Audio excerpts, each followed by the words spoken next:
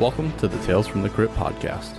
We are an actual play podcast featuring a revolving cast of players making our way through micro RPGs, highly narrative tabletop games, and the more popular and less known RPG systems from a wide variety of genres.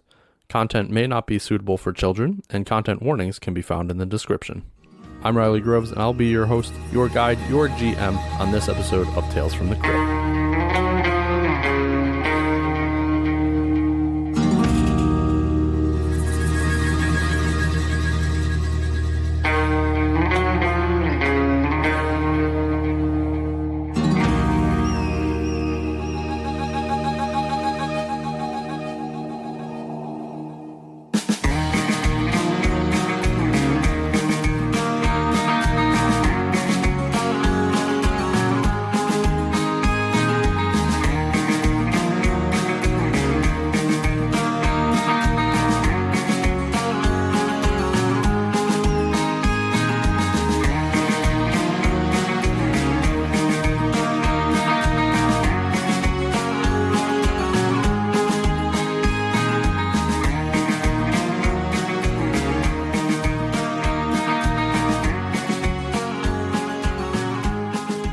Okay, so we got super into recording when we were recording the penultimate and finale episode, and as such, we totally forgot to do a new pod deck interview deck question, so this episode does not have that. Also, it's not going to have a previously on, because if you don't remember what happened, you should go back and listen to the whole rest of the arc.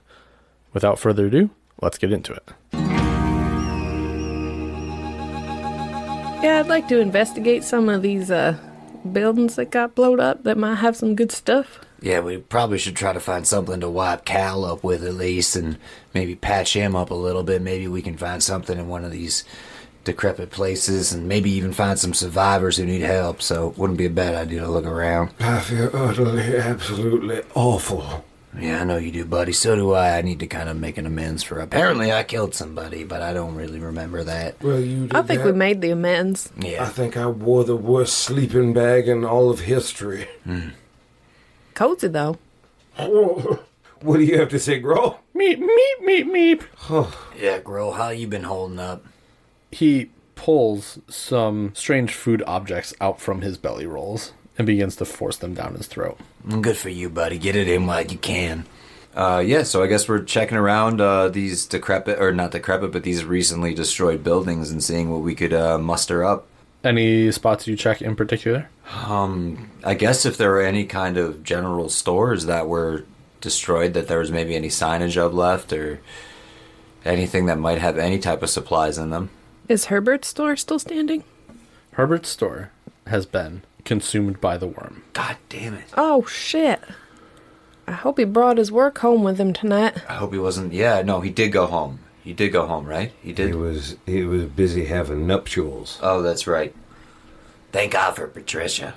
Oh, shit. Well, There is a general store, and you see it. It has been smashed in. let's check out this general store and see what's, see if anything's left. Maybe... I mean, we're gonna definitely just go in there to see if anybody's hurt, right? But... Well, yeah. We're looking around for other stuff, too, yeah. You go in. Everybody roll me 2d4. I got 2 4s. I got a 4 and a 3, so 7. 3 and a 4. Okay. Your guys' choice. One of those will be rations. One of those will be lead. Oh, good gravy. Yeah, I'm taking 4 lead straight up because I'm due for a reload in one shot. Oh, can we reload in between?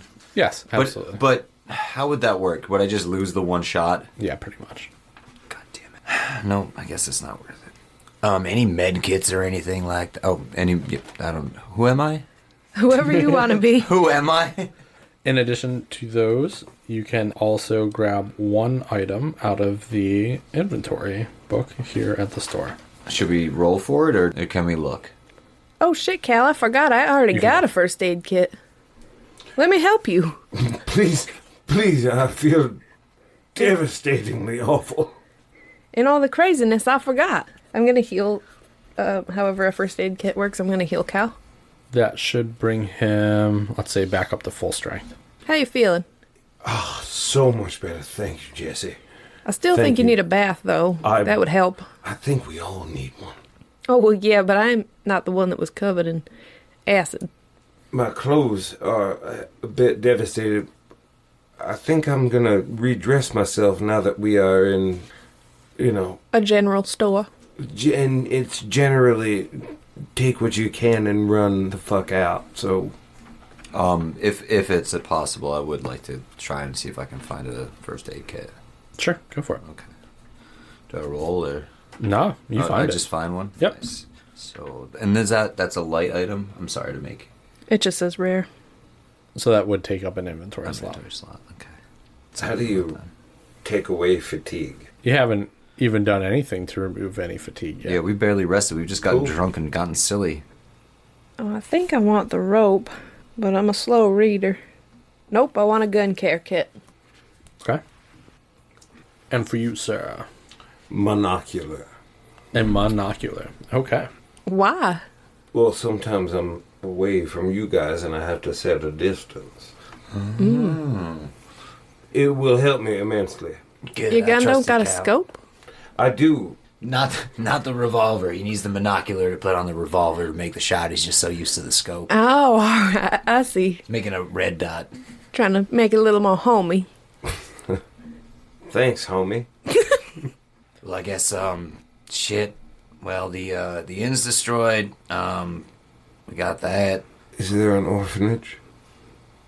Not no more. Not anymore. All them little ones got eaten. I guess you're off the hook for putting them all through college like you says you were gonna. You did make that promise. Anyway, I need some sleep, guys. I need to rest. We need to find a place to bed down. Let's head to Herbert's shop. I know it's destroyed, but maybe I don't know if he came back in the confusion or what. But if We he's not wouldn't wanna there, lead then them we to should the definitely go to house. the ranch and let him know what happened. Yeah, that's a good idea. Maybe we could just sleep in his shop. Is that what you're looking to do? Well, let's just get there and see how much the damage is. All right. 3/4 of the building is completely gone. That leaves 2/3 left. Yeah. Yeah, that sounds right. I hope he wasn't in that other third. 3/4 is gone. That means there's a quarter left. Well, I guess. Was there enough shelter here that we could camp here tonight, or Definitely not. okay? We could just sleep in the general We brought store. the donkeys back to him, right? The donkeys, you Where guys. did we end up? We kept them, right? We got them. We got yes, because we still have them. We're riding to the ranch. Yeah, we'll ride out tonight. We gotta let Herbert know what happened. Hopefully there was nothing in the shop that he needed, and if there was, then we gotta find him quick to let him know, and then we gotta come back and get it. We can't let this all be for naught. I agree. Let's go. Less happened. Okay. Worse stuff happened the last time I had worms. I feel like I hate that guy that owns the livery stable. I like that's. Well, just get me drunk and I'll probably sleep kill him. Anyway, let's go. You guys manage to find your donkeys, and you ride the short distance to Herbert Fleshman's house. And as you're approaching the house, it is untouched from the worm, anyways.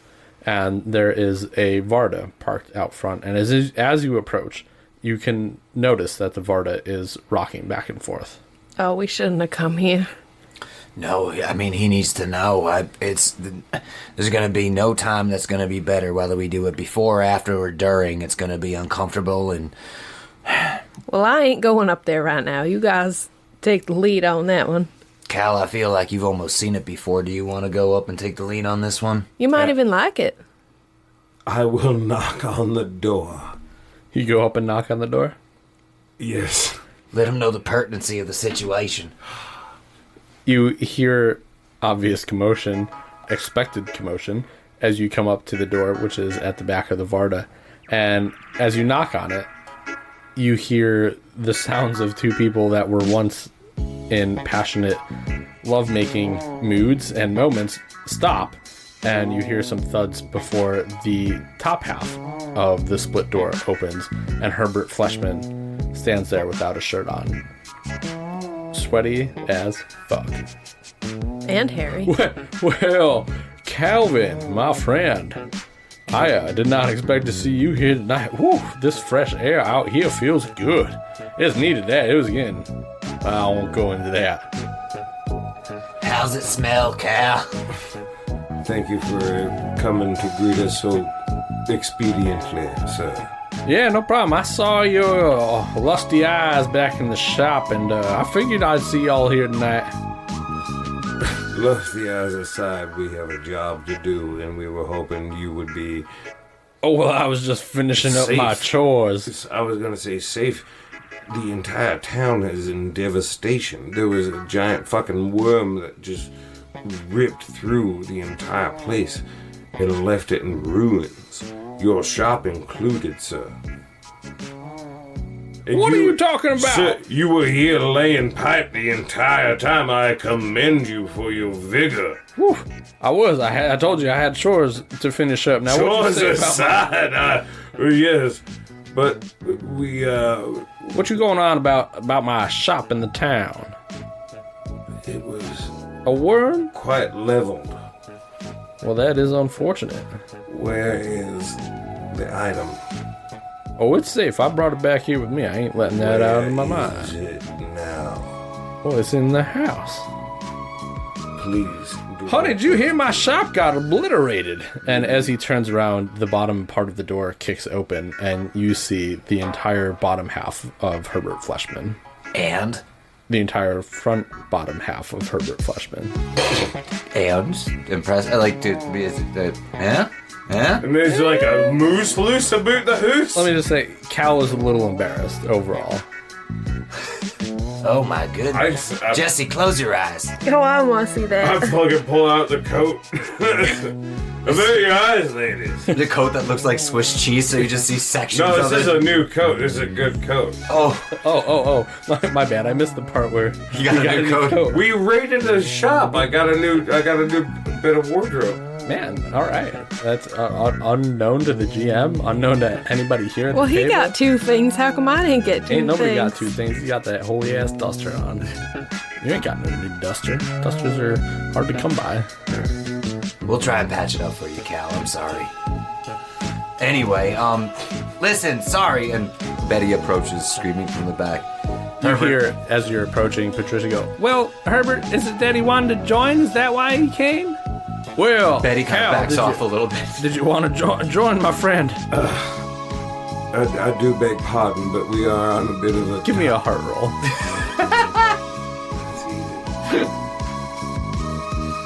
Oh, I've never wished someone failure so much in my entire life. 14. And what's your heart? 7. The call to action is irresistible to Cal. And when you look in past Herbert Fleshman... How does this game work? I thought I was supposed to be... Can Cal just look back at me with like the saddest eyes and then just walk into the... Just walk in, like, this has to be done. Just like turn... You guys lose sight of Cal onto the Vardo. Make me a dex check. I Cal. definitely do Jesse plugs her ears. not want this. Don't look, Cal sweet does. child. Don't look, sweet child. Don't listen. Dex, you say? Yes, yeah, dex, I say. I have a dex of 12, and I rolled a 2. Oh, you nailed it. Literally. Oh, man. You're gonna do Literally. wonderful. Sorry, Mom.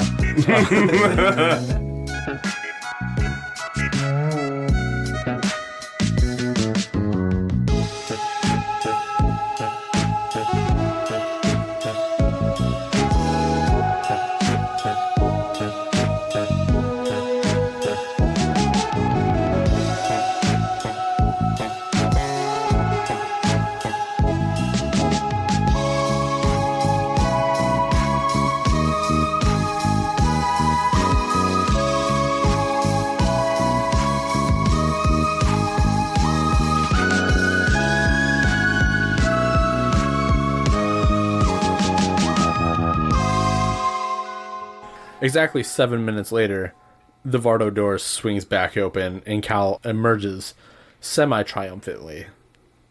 Finally a man, huh? You know what, Cal? You can probably just keep it all to yourself unless you want to share, but Please don't. this is a win for you, buddy. We're very happy for you. You see a tear in Cal's eyes, and he just says, "They should have sent a poet. One day I think you'll write about it yourself.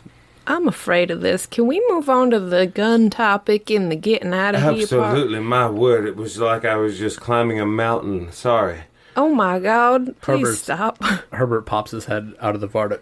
Feel free to take the house. I think we're going to be tied up out here for the rest of the evening, unless anybody wants to join. The Varda is actually very spacious. I swear to God, I feel 10 years younger. Jesse's walking towards the house already. She's getting So out of 9 years old? No. He's 20. I thought he was 19. I am. Jesse's Okay. I think I'm 25. 23, Okay. 25, somewhere in there. I swear to God, I feel like it's shaved a year off of my life. I bet it did. Like in a good way. That's good for you, man. Well, I need to get some sleep. That was very interesting. Best of luck to you two. I hope you try to get some sleep, Herbert and Patricia. Betty winks at him.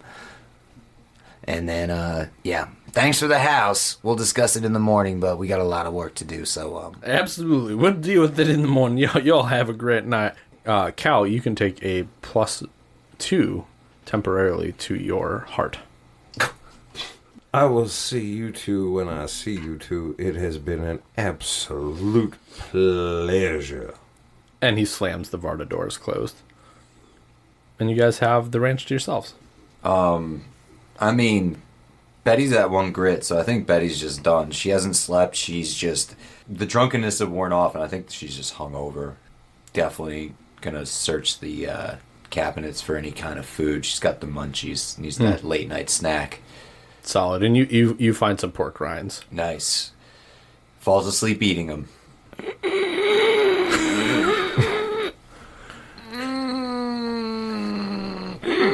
I'm picturing you at the kitchen counter, just kind of slumped over your food. Yeah, that's why, it's the Jesse and Cal. Jesse's gonna fall asleep on the first soft thing she sees. Okay. Cal. It's not Cal. Gross. I feel amazing. He stays up all night. I Sit in a hot tub and just write poetry. Borrow Betty Bob's tobacco. Smoke cigarettes. draw pictures. I start my own sketchbook. You do that, and you don't do it justice at all, as they're only stick Wait, figures. let me roll. Let you roll. Let me roll. Let me roll. Let me roll for something. Let me bang, bro. I want to bang, bro. 6. You do all right. Your stick figure has balls and a dick. Nice. 2 of them do. But two Two of of them do, them standing right behind each other too. but one doesn't. Come on, body, train it. Choo ride it.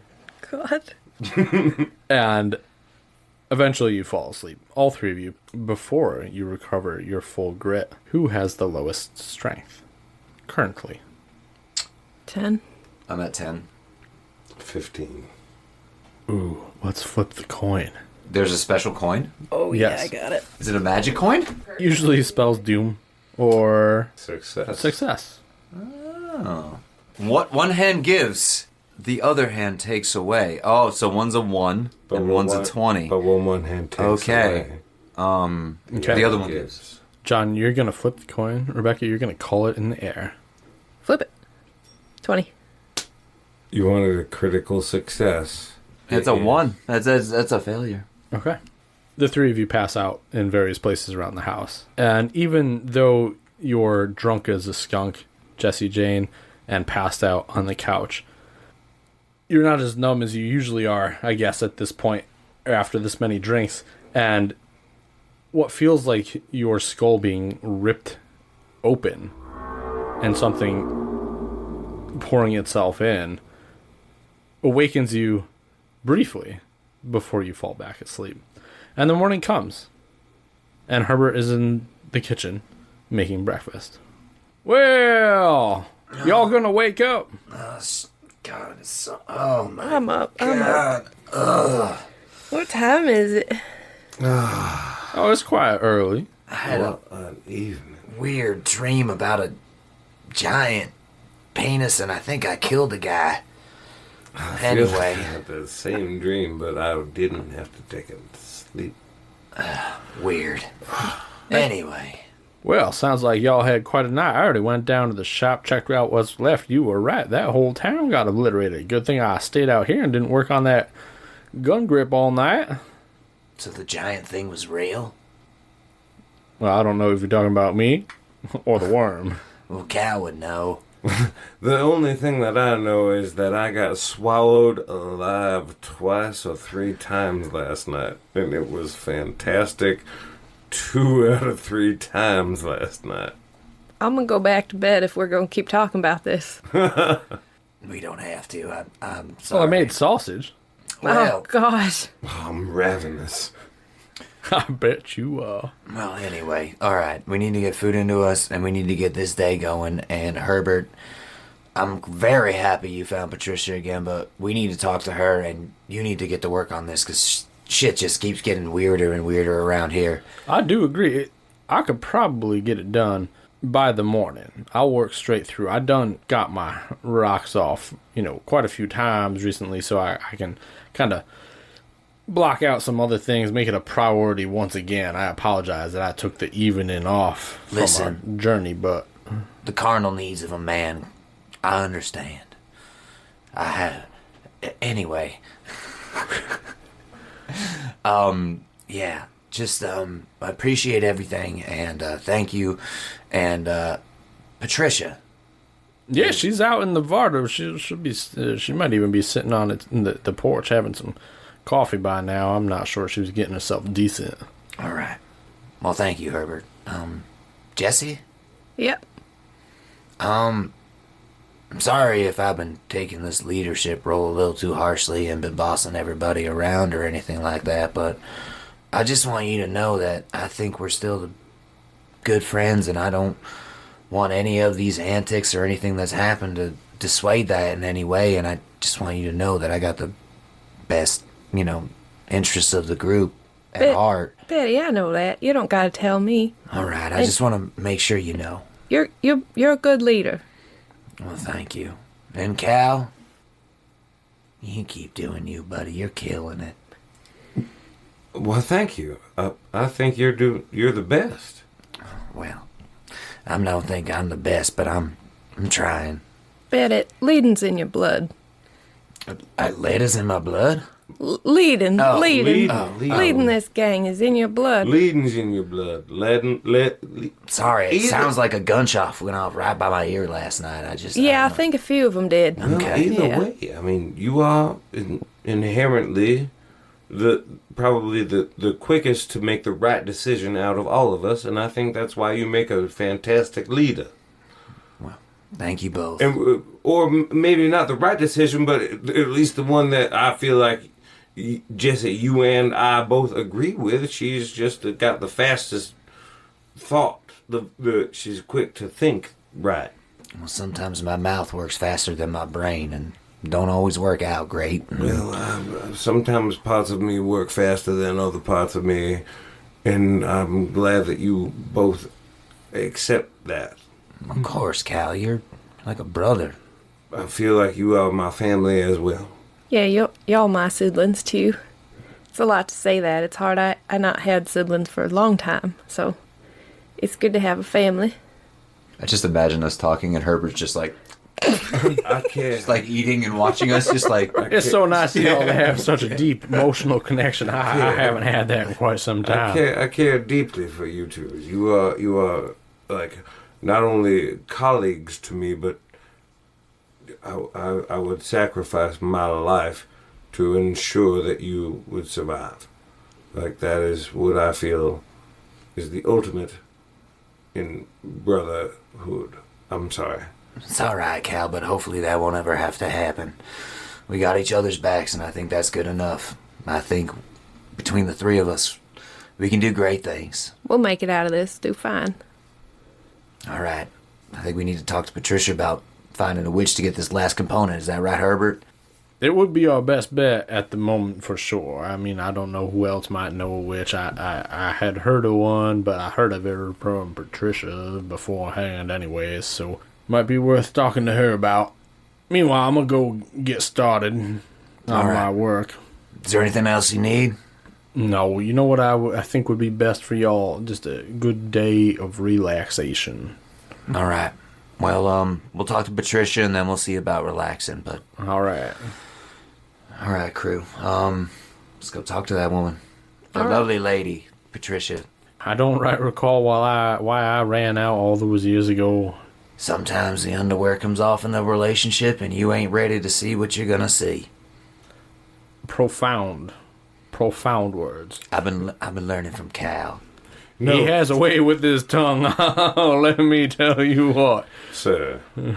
Well, what happens in the water I am- stays in the water. I am know. very now known to have worshipped at the foot of the master. It is okay to give yourself a pat on the back, of which I know you can. I know you can. All right. Well, you guys talk about this. Betty walks. Yeah, Just Jesse's long gone from this conversation. let them wax poetic for a while. And you find Patricia sitting on the porch. Well, howdy, Patricia. Oh, hello there. Hello. Howdy. How are you this morning? Ooh. Without too much detail. A little sore, Okay, that's enough. Thank you. but overall doing great. Good to hear. Can I? How are y'all doing? Betty rolls up a cigarette and like gives Patricia a thumbs up, just like, "Hey, girl, you get it." Jesse looks uncomfortable. Well, we was wondering, do you know any other witches? Ooh, do I know any on a hey, how you doing kind Well, of basis, or like Just a name would be good if they do like enchanting, I guess. oh, enchanting? That's some dark stuff, really. You're looking for Isn't Gonna it sound guess so is it- nice? Enchanting. enchanting. It's more of a binding ritual that you would need for this particular endeavor that you are embarked upon. I've been learning from Herbert the nice fancy words. Yeah, I know a little bit about binding. I'm sure you do. Anyway, so could we get a name on one of them or list of what we gotta do or something? Well, there's one to the north, and her name is Avarice. All right. At least she used to be to the north. I haven't heard about her leaving. I certainly haven't seen her. She didn't come through my neck of the woods. All right. You gotta find her, and theoretically, she should be able to perform the ritual. I've heard of it before. Somebody's got to be able to do it. Well, all right. We'll just go there. That's it. That's all we gotta do. I mean, long story short, yeah, that's all you have to do. But when you get there, I do have to tell you, Avarice is rather evil. All right. Would you say like a chaotic evil, a lawful Well, evil? How it's you okay. wanna? Can I walk in? rather lawful evil. Oh, hey there, Cal. Hi. Hello there. Hello. I knew you wouldn't be far behind. I heard somebody talking about being able to fulfill a deed. I don't think that's what we were talking about, Cal. Oh, sorry.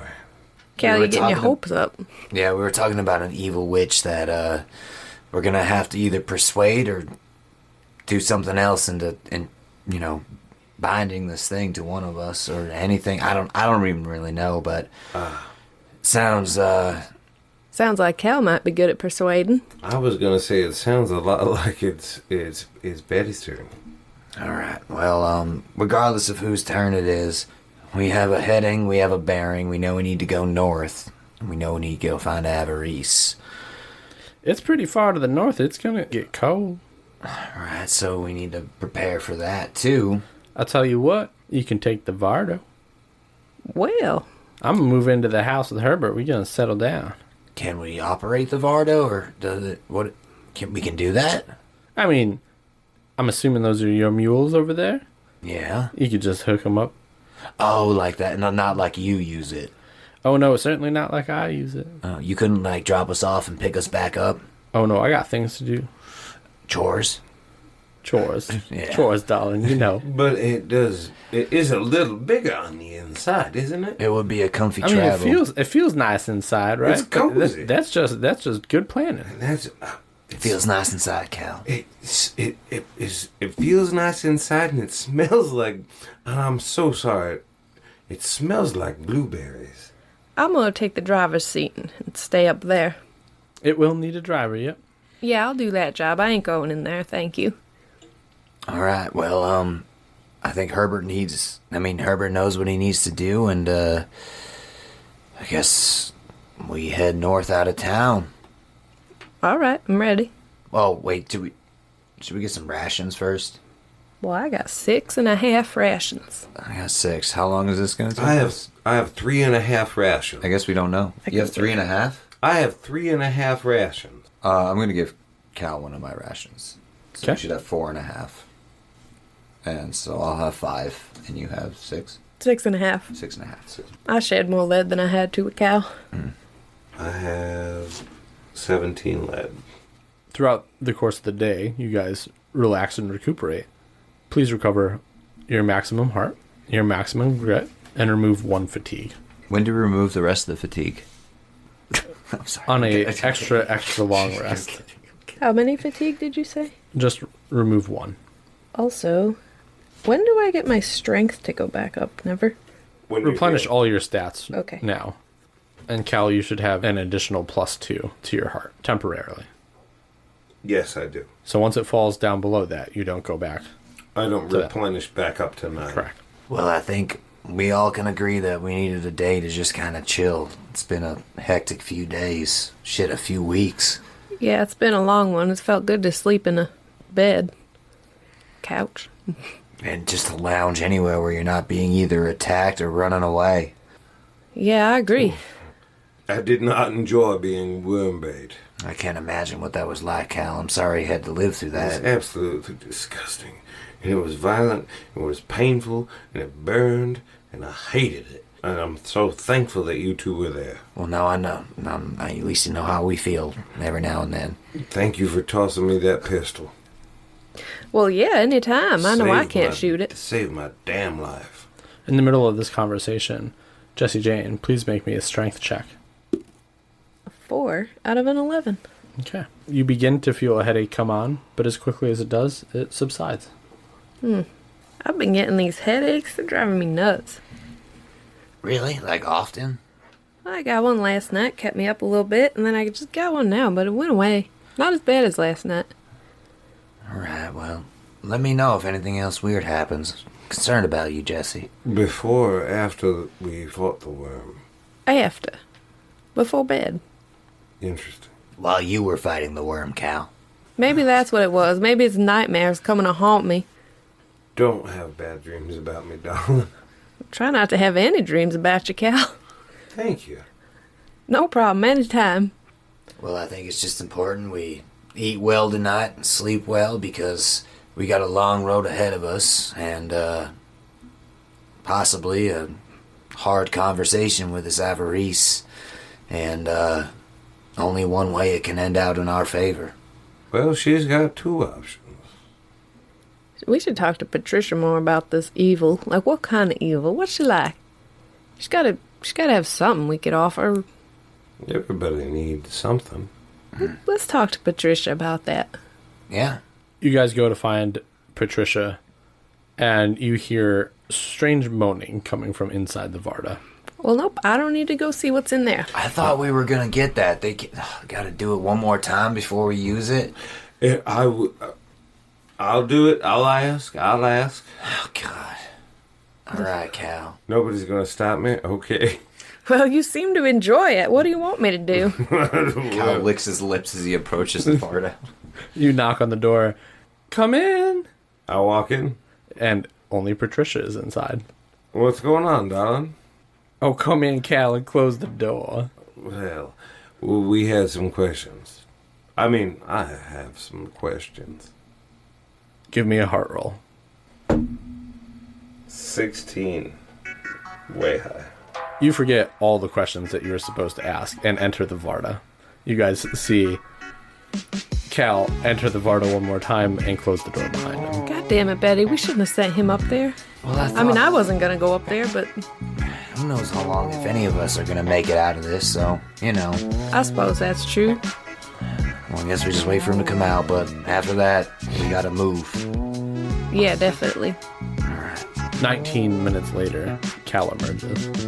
All right, Cal. All right, just go back to the house and just whatever. I don't want to know. I don't want to talk about it. Maybe later, but right now I need to ask her a few questions. Where are you going, honey? Make me another heart roll. 15.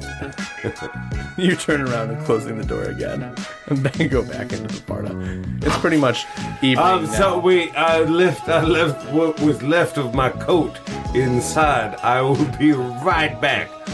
Right back. I'm so sorry, ladies. I will be one moment. Sorry. Less than 5 minutes later, Cal emerges again from the Varda. God damn it. Betty, I think you should just go in there. Yeah, Cal, get over here right now. Yes, boss. All right. Patricia? Whew. All right. Yes, I understand. Good for you. Thank you. Wonderful. He's great. He's Anyway, alright. all right. He ain't no heartbreak. Okay, all right. We don't need to go any further. Listen, we need to know everything that you can tell us about Ava Reese. Everything. I can't tell you much. She's an evil sort. She's gonna demand a toll from you to do the ritual. That I can be sure, but what it is, I don't have the mind to think like her. Can you be certain that anybody who's willing to give everything would be able to make a deal with her?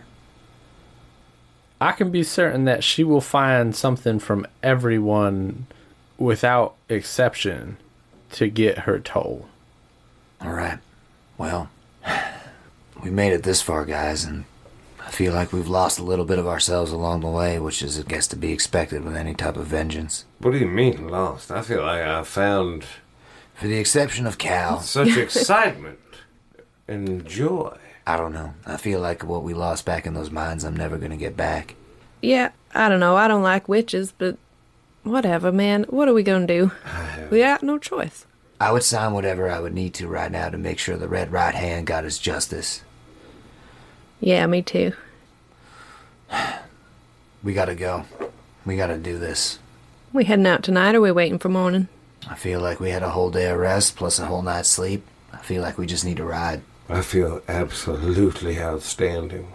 All right, I'm ready. Let's ride up. Herbert meets you guys out front. Well, howdy, folks. Oh, hey there, Cal. Hey, buckaroo. I have some fantastic news. What's that, Herbert? From behind his back, he produces, wrapped in a cloth, an ornate six-shooter with a beautiful ironwood grip forged out of blue-gray steel. And as he unwraps it, he holds it in front of the three of you. The setting evening sun glints off the beautiful metal, making it shine just that much brighter. Well, I have completed my portion of the task. Damn, Herbert, that's a beautiful gun. I think it is my magnum opus. Betty can't take her eyes off the gun, but she then just looks up and stares at the two of you. I'm staring back at Betty. Well, Betty, I believe this belongs to you as the leader of this here outfit.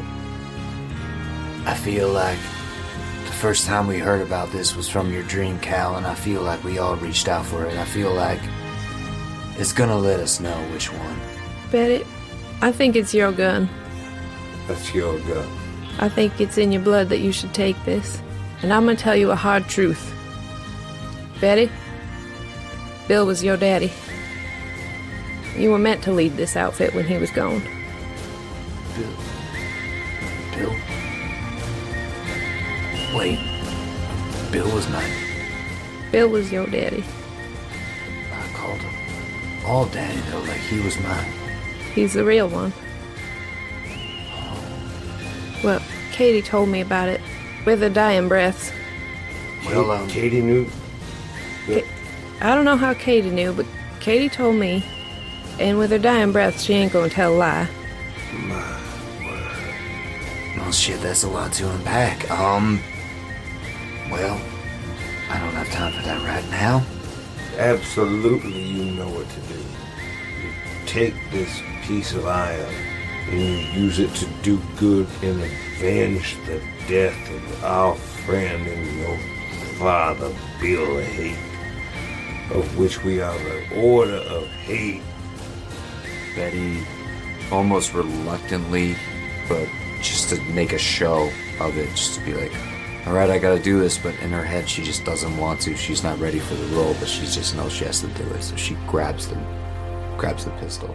As you reach and put your hand on the grip, it feels like it was made for your hand. It fits perfectly. The weight is immaculate. The sights are beautiful.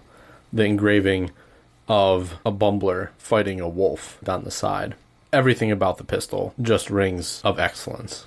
Betty holds it up and examines it and gives it a quick little twirl. One way, one the other way. How's it feel? Like it was made for her. Well, guys, I think this is gonna get the job done. Got one more stop. You ready to head out? More ready than you know. All right. Y'all taking off tonight then? We're taking off right now, Herbert. Well, then let me extend one last gift to y'all.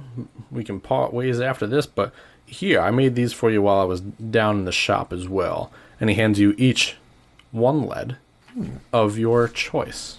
And the two choices are hollow-tipped lead, which will add an extra 1d4 damage onto your shots made with that particular lead. So you'd have to say, I'm using this lead when you reload, and that'll, add 1d4 to every bullet from that load. Or bullets that seem to be imbued with a little bit of magic, which you can roll 1d4 from your shot roll and subtract that from the total to try to get a better score. So if you roll 2d6, you can roll 1d4 and remove that number from the total. And the hollowed one was 1d4 damage? 1d4 additional damage, yeah. I'm going To to take each the shot. damage. I'm going to take the magic. Okay. So that's 1? 1 lead's worth. Hollow point. So you're going to take the damage as well. Yeah, I'm going to take the magic version. Okay. Because I have 8 shots, so... Well, thank you, Herbert. It's a mighty fine parting gift, and thank you for all you've done. And just know that if you were any good friend of Bill's, that we're gonna do what's right. Get the bastard who done this. Well, let me put it this way. I hope to see y'all when you return. There will be rooms waiting for you, and a hot meal that we can sup over for you to recant your tales, Sounds good, Herbert. and a warm bed. And we're gonna need 3 of those. Well, At least 2. we'll see about that. And we'll catch y'all on the flippity flip, as they say. And You it kids was have my fun. Absolute pleasures. Cal, I won't forget the absolute pleasures. Anyways, I Go wish I could. Anyway, thank you so much, Herbert. you are most welcome. Y'all take that Varda. I see Patricia has made her way out already. It is should be free for y'all to take. It should provide an extra layer of comfort for you on your journey. Blueberry pie. There's a blueberry pie on the windowsill. Herbert and Patricia have fed you so well over the last few days that on the next day of your journey, you will not have to burn a ration. Nice. Nice. So, yeah. So it's a full night and a day of travel. I told you both that blueberry pie was utterly fantastic. And you didn't right. believe me. That's enough of the pie talk, Cal. We get it. I'm getting away from this. I'm going to climb up to the driver's seat. I assume we hooked up the donkeys already. Yes, and strange enough, when you guys were hooking up the donkeys, it began to snow very gently. As you begin your journey, the snow begins to fall heavier. Glad we brought all these extra blankets and this Vardo to keep us warm. Jesse, you let us know if you want to take your place up there so you can come warm up. I'm all right. I ain't going in there. All right, well, maybe Cal can go up and you can come back in for a little bit. Oh, well, it's not Cal I'm avoiding. It's the whole... It's all right. I used a lot of vinegar. We're fine. All right. The house is clean. All right. I'll come back in. Cal licked it all up.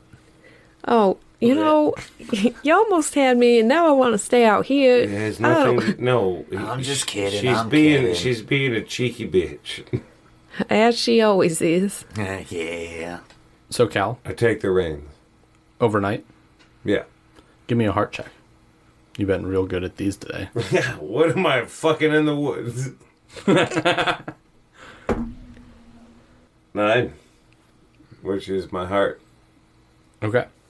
Even though the night air is crisp and cold, you do not succumb. I feel like we're heating up pie on the in the inside and handing it to them, keeping them There you warm. go. Hot coffee and stuff. Is there a wood stove in the Vardo? Yeah, right? Yeah, definitely. It's a witch hut. Yeah, we're heating up stuff and we're feeding the Cal out there. We're conscious about it. We're giving our buddy a good handing him alpaca blankets and There you go. You know? And with all that, you don't succumb to the dangers of the night. And it's morning as you guys continue on your journey. And with the 3 donkeys strapped to the front, they don't slow and they don't tire and they continue to pull you north. And as you continue to go, the snow builds up inches at a time. And for the first day of the journey, you don't encounter anything. Who takes the reins throughout the next night? Betty will. Okay. Betty, give me a heart check. Nice. I got a 10 and my heart is 11. All right.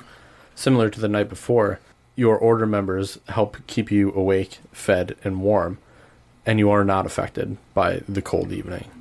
However, Jesse Jane, give me a strength roll. I got a 17. All of a sudden, your head begins to pound as it feels like your eyes are trying to force their way out of your skull, and you drop to the ground, and you take 1 strength damage. Wow, my head. Cal, what's going on back there? Jesse, are you okay? Cal, my head's killing me. I can't even open my eyes. Put a hot compress on it, Cal. I try to make some warm water over her head. How can I help? I don't know, Cal. I don't know. I don't know how to help this. Just try to sleep it off, girl. You lay down in the Try. bed, Yeah. and throughout the night, you fight for a good night's sleep. However, your head pounds throughout the evening. Eventually, you do fall asleep, and by the morning, your headache subsides. Are you okay? Yeah, I feel better this morning.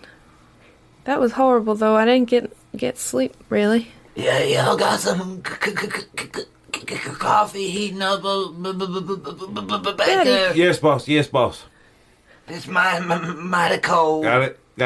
Betty, let me go out there. I'll drive for a while. You come warm up. Sounds good. As the two of you are switching positions on the Varda, and Betty Bob, you're heading inside, the two of you hear a loud buzzing. Who? Me and Betty? Betty Bob and Jesse Jane. It's getting closer and closer at a very quick pace. Jesse, you hear that, or is that just my head? Oh, I thought it was my head. I'm glad you hear it, too. Uh-oh. Cal, we got something going on. Be ready. You hear the click of metal on metal. Swiftly, the two of you are set upon by 3 squeebs, which are giant flying scorpions. Flying scorpions? Fuck Yes. me. Not like giant like some of the other creatures, but large. Yeah. Yeah. Like a I small mean, a dog? regular-sized flying scorpion would be terrifying. Like the... Yeah, like half the size of a person. What? Oh, my God. Yeah. Oh, my God. I'm gonna start swinging my machete around like I'm fighting bugs off, you know? Yeah, same thing. It's wild. Whip in the air like a horse's tail. Whipping. Keep them away from the donkeys. Both of you make me 1d6 roll. I got a 2. I got a 6. Jesse Jane, you're the one that makes purchase as you slice one of these squeeb's tails off. Well, that's the dangerous part. They still got claws and fangs. Yes, as you shout, that's the dangerous part. 2 of their claws dig in Oh, God. and cut into you for 4 damage. Don't forget to take your defense off of that. Cal, we could use some of that shooting out here, bud. Another one flies down, and Betty Bob, it flies down and tries to stab you with its stinger, but it doesn't have enough force to penetrate your leather jacket. The other one, on the other hand, does, and it stabs you for 4. Can I light my torch? Sure. Cal, you make your way out of the Vardo. I am feeling great. And I'm just going to pick up my rifle, swing it, pull it up, and shoot the thing that's right in front of Betty. So are you quick drawing? Quick draw, yes. Okay, take 1 fatigue. You're shooting with your rifle, you said? Yes. Okay. 2 6s. 6 and a 4. 10 is a miss. Maybe switch to the 6-shooter, Cal, next time. Thank you. Yes, I believe that I need a glass of water after what I just went through. Jesse and Betty Bob, you wanted to light your torch? Yes. Go for it. Are they getting close enough that I can, like, hit them with the fire? Oh, they're flying all around, so yeah, they're actively attacking. Yeah, I'm gonna try to hit it with All the 3 of you. fire of the torch. Okay, and Betty Bob? I got one more shot before I have to reload, so I'm just going to take it right now. Okay. At the one the tail got... no, the one who still has its tail. Okay. If it's in range. 2, yeah, sure. Okay. Two out of the 3 are in range and have their tail. It's a 9. 9 is a grazing shot, so 1d4. It's a 2. You shoot one of these things' wings off, and it comes crashing down into the ground. Are we still moving at this point? No, nobody's controlling this thing, so it is stopped. Okay. Jesse Jane, go ahead and make me a mundane weapon roll. So, with a torch on fire, and seeing these are bugs, go ahead and give me 1d8. 5. Are you swinging at an injured one or a fresh one? The one I cut the tail off of. You manage to smack this thing with your torch, and you set it ablaze quickly, and its carapace falls to the ground. Oh, I got one. Good job, Jesse. Nice shoot. I didn't shoot a cow. You okay? Yeah. He's got the monocle on. He can't see properly. Cal, another one flies down from behind you and stabs you with its stinger, doing 5 poison damage. Don't forget, subtract your defense. Ow! And then it is your turn. I'm gonna try and blow it away with a pistol. Okay, 2d6. 1d6 for the pistol. 2.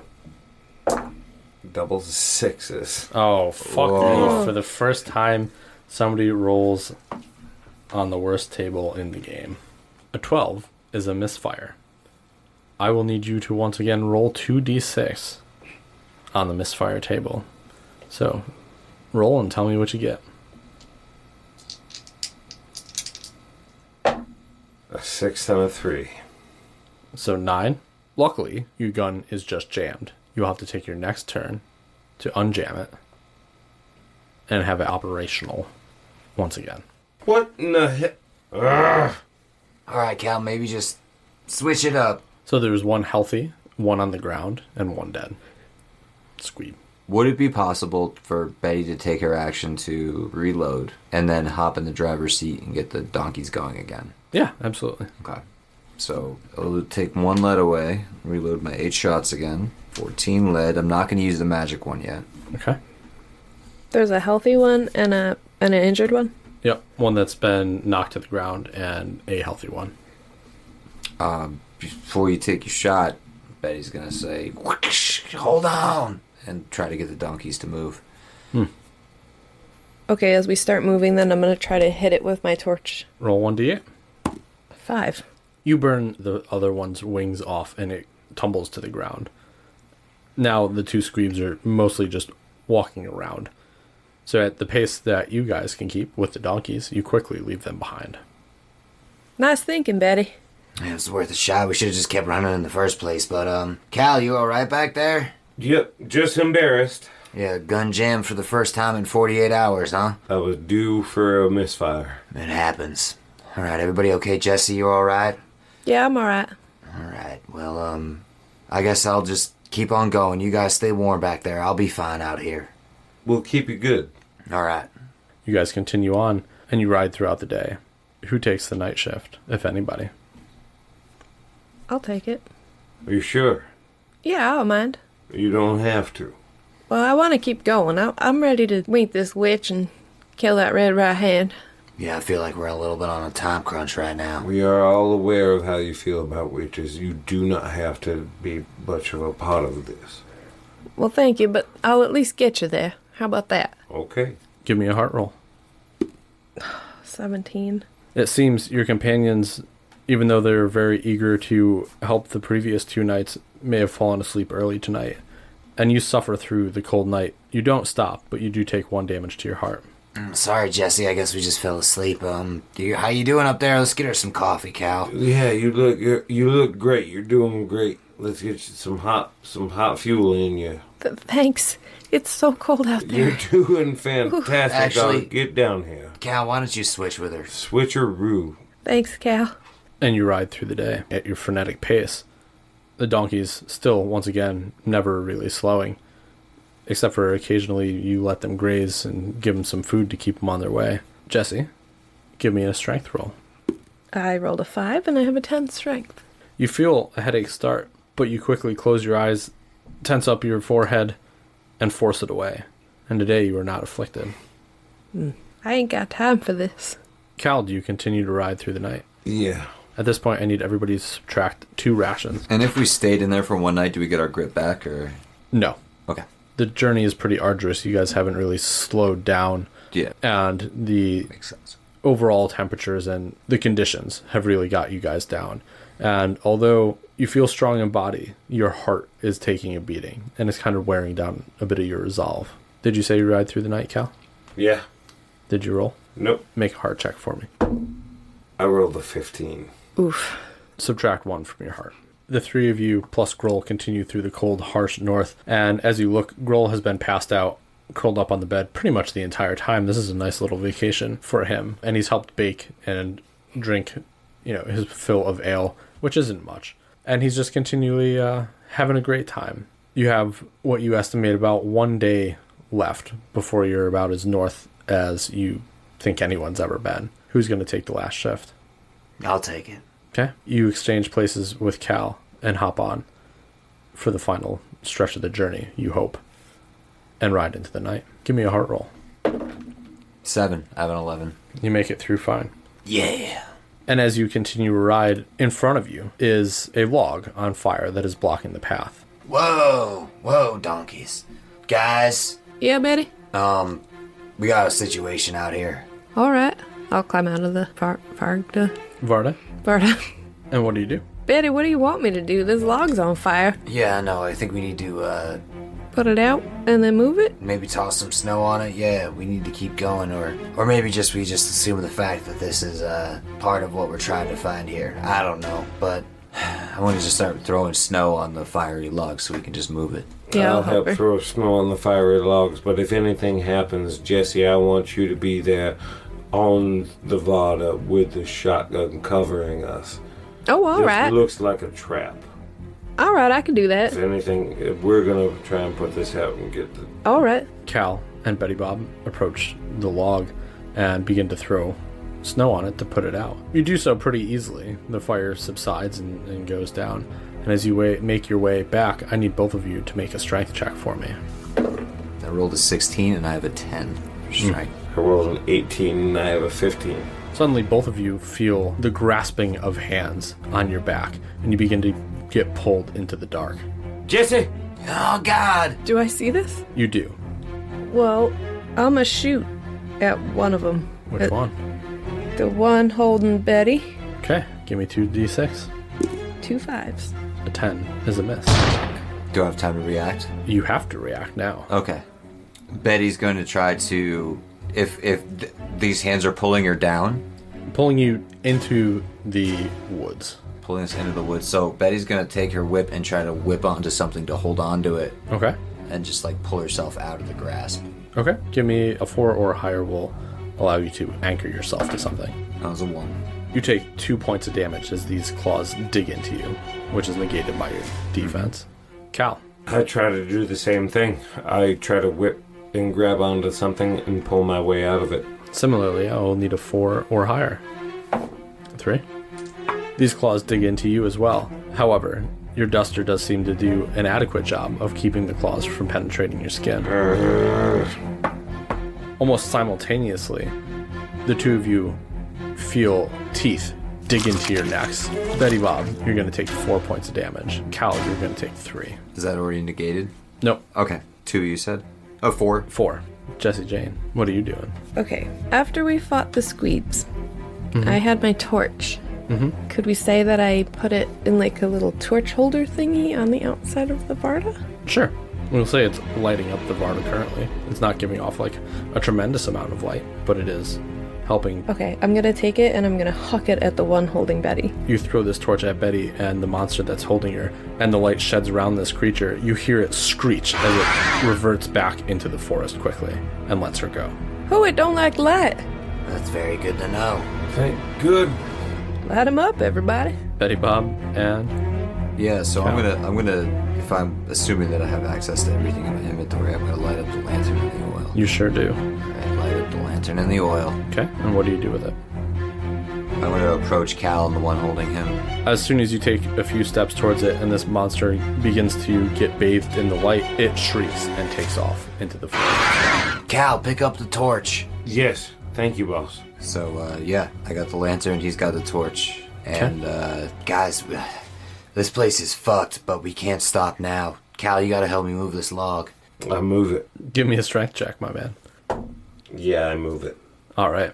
Can you tell us what you got? My strength is, even though a -1, I'm at 14. I just rolled an 8. Excellent. You have no troubles moving it, and you clear the path.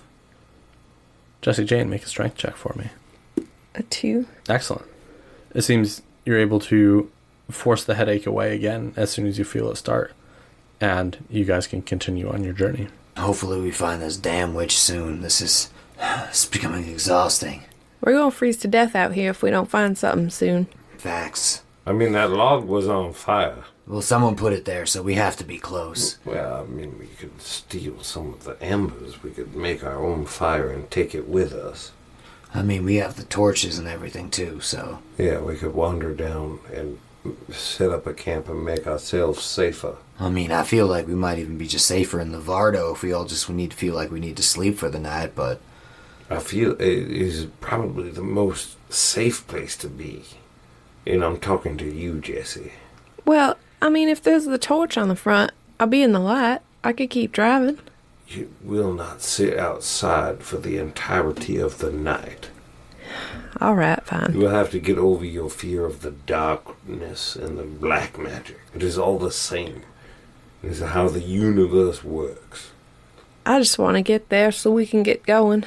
Betty, what do you think? I'll do whatever. I feel like it's kind of what Bill was trying to teach us, is that it's all about different doors. It's how the universe works. Death is just a different door.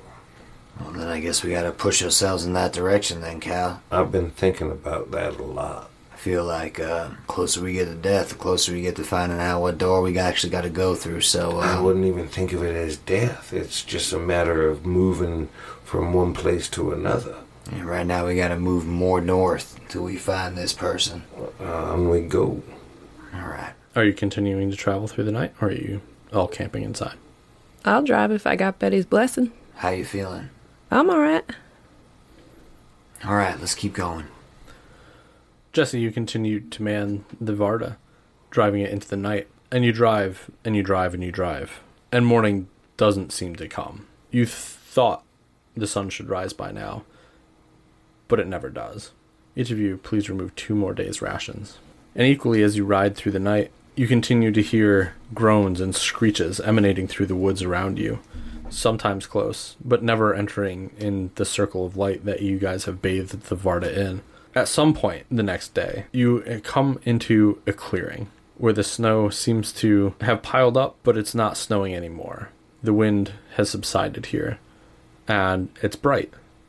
Brighter than the rest of the woods, anyways, like a dim evening glow. And from the center, you can see a large pyre and a small hut next to it. All right, I'll knock on the Varda to wake them 2 up. Hey, I think we're here.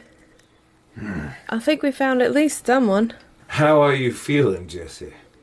I'm all right. You don't have to fuss over me. I'm fine. Your fingertips are black. Well, that I'd not noticed until now. But, fingers are just fingers. I only need the one for shooting, really. Alright, well, let's just, we're all a little busted up.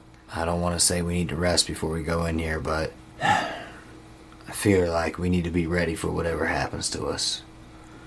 All right, so we taking a quick nap? Do I feel like we're on the edge of this clearing? Yeah, sure, you can stop before you get in there. I think we need a night. Okay. And you guys climb in. It's hard to distinguish night from day right now as it's almost perpetually dark. But you get in and you get a decent night's sleep. Everybody can recover up to half of their missing grit. Rounding Up. Oh, sweet.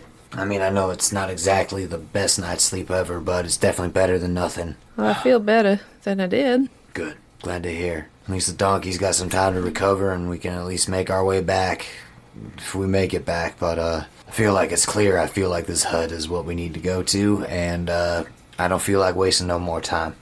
I'm right behind you, Betty. Please lead the way. I will trudge through the snow to that hut. And you do, unimpeded.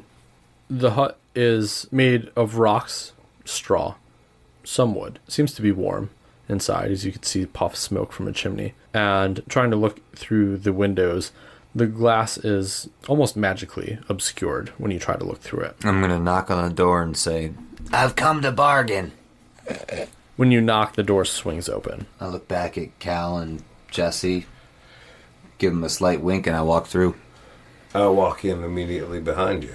I walk in skeptically. Walking through the house, the three of you are looking for any signs of life. There's only 3 rooms in the entire house, and there doesn't seem to be anyone present. And as you're standing inside, when you turn around and look back at the door from whence you came, there is a figure, a large, imposing female figure, standing in the doorway. Who dares to come to my house? We are people who have traveled a long, hard journey to get here because we seek nothing more than your help, and we are willing to give you whatever you need to get it. My help? Yes. What would you ask of Avarice, Witch of the North? Avarice, have you ever heard of the Red Right Hand? I have heard. Well, they're causing a lot of ruckus and a lot of trouble and doing a lot of shit that's probably not cool. Messing with timelines, messing with dimensions.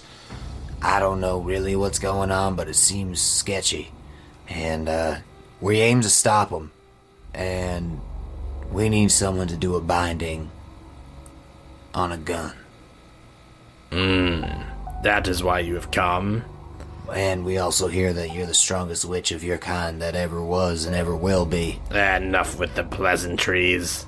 I need them not. I care not for these compliments, these soulless compliments. Then what do you care for? As I look at each of you, I see inside. Each of you have something that I want.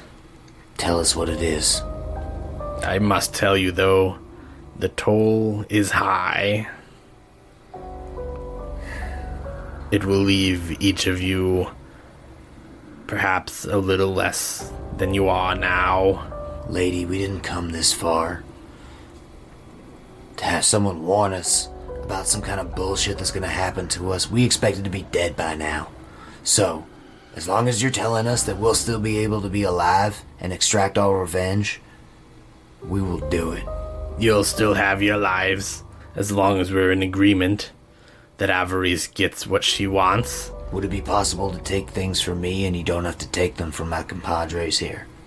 The 3 of you have made the journey together. I can see that you're linked in soul and mind. For Avarice to do this, I would like something from each of you. We are here together. What about the donkeys? The donkeys have already ran off. God damn it. Oh, What? we gotta walk back? No, she can send us back. I know. We can figure something out. Oh, right. What happens to you is not my concern. Well, what do you want? Say it already. From you, child, with the trauma. From you, I demand your most precious possession. Oh, I don't... Alright. And I pull out of my satchel that I've never mentioned my old teddy bear that Bill saved for me. Yes, that will do. Set it on the table. Alright. And I hug my little teddy bear one more time. And I put it on the table. From you, the big man that cherishes his strength above all else. From you, it will not be a physical object. It will be some vitality. I will take your strength. Do you agree? I suppose it is the strength of my brawn. If you agree, simply hold out your hand. I accept your terms. You hold out your hand, and Avarice outstretches hers. Please roll me 1d4. Please subtract 2 from your strength. And from you, the one that talks for the whole group, I see what you find most important. That beauty of yours. Yes, that is what I shall take. I will give you one choice. Give me your eye, or give me some of your soul.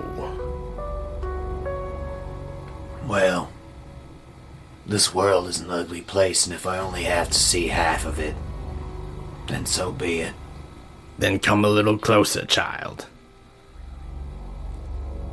Make a strength check for me. 12 and I have a 10. You're going to take 2 damage to your heart directly as she sucks the eyeball out of its socket Like with her mouth? with her hand, Oh. magically. And you were left similarly like Bad Bill Haight with just one eye. Yes, this'll do. And she walks over to her table. I must warn you of one more thing. It's always a caveat. Always a caveat, but there's not Learn much that I word can... from you, Cal. I feel terrible. Well, you should. Magic attracts some unsavory creatures around these parts. While I perform the ritual of binding, I must do it to completion. In order to do that, the 3 of you must protect me and not make sure that I am not interfered with. Is this something that we can agree upon? Absolutely, we're ready to do the most unsavory of things to save what we know. I already gave up my eye. There's not much else I wouldn't give up, so horde mode it is. We're here to destroy the Red Right Hand. He is an absolute vile creature that deserves to be blown to smithereens. I do agree. We're gonna try our best to do that, and you're helping us, so yes, we will defend you with our utmost. Excellent. Hand me the item that you want to bind with. I hand him the item. We must now go outside. Jesse, you still got that bandana of Bill's? I do got that. Mind if I borrow it for a little bit? Yeah, not a problem. Strap it around my one eye that's missing, so no one has to see the gaping hole. You look so fucking tough right now. Hopefully there wasn't anything gross in here. It's like waving in my eye socket. That was it in his back left pocket. He used to lean to the other side to far. I think you're good. Alright, I won't get pink eye in my non-existent eye. I don't think you waste- can get pink eye. Pink socket. Stop wasting Avarice's time. Alright, let's do this. She heads out in front of the pyre, and it bursts into life with a green flame. She sets the pistol on the altar and begins to chant. The sky grows even darker and the stars begin to swirl around, almost like time is moving at an impossible pace. As this happens, you guys continue to hear shrieks and groans and growls emanating from the woods around you. Make sure you're all loaded and ready to go, guys. If you want to do something, now's the time. I'm ready. Unjam my gun. Yes, your guns should all be unjammed and reloaded if you want them to be. Proper working order. Raspberry. From all around you, and you begin to see incorporeal spirits floating towards the center of the pyre. Some seemed more concerned with actually getting to the witch, while others seemed to be distracted by your presence. All of a sudden, 2 of them make their way very quickly towards Avarice. I'm gonna shoot it. Yeah, I'm gonna take a shot at one that the Jesse doesn't shoot at. Well, you do your thing first. Okay. 2d6. 2d6, please. You guys can act at the same time. Oh, okay. Well, I'm gonna do my cry pardon. I'm gonna try to hit the 2 that are attacking Avarice, and one of them that maybe is heading towards us. Okay. I rolled a 12. So that's a 1, a 5, and a 2. So your 1 and 2 do maximum damage, Okay. and your 5, if you could roll damage for that, 1d8. It's a 4. You manage to blast 3 of these back away from Avarice and into nothingness. Jesse Jane, on the other hand, please roll me 2d6 on the misfire table. 9. Your scattergun somehow becomes jammed due to the snow and icy buildup. Cal, what are you doing? I'm gonna take a shot at the one that Betty was. Betty dispatched all 3 of hers that Oh, she shot at. well then, yeah, then I'm gonna take Jesse's out. Okay. I'm gonna use the pistol. Okay, 2d6, please. A 1 and a 2. That's maximum damage, so go ahead and that does 8, and give me another d6. 2. You blast another one of these ghosts away, and where there used to be a dozen, now there are only 8. Don't let up on the fire, guys. We got a long night ahead of us. Well, let's readjust, ladies. Let's gather ourselves and... How far are we from the Varda? Are you guys? Yeah. It was parked on the edge of the clearing, is where you guys left it. However, the donkeys did take off, so the Varda is gone. So I don't have my torch. We'll say you still have your torch. I mean, Grohl is gone? Grohl's with you guys, Okay. always. Wherever you guys go, Grohl goes, unless there's pie. Okay, well, if that's the case, I'm gonna take my torch and I'm gonna start flailing away at these monsters. Okay. 3 ghosts rush towards Avarice, while 3 of them attack the 3 of you. As their icy bodies move through you guys, you're hit with a pang of cold, and each of you take 4 damage. Yeah, All 3 of you can attack at the same time. Okay, I'm gonna do another pop, pop, pop. A 4, a 2, and a 3.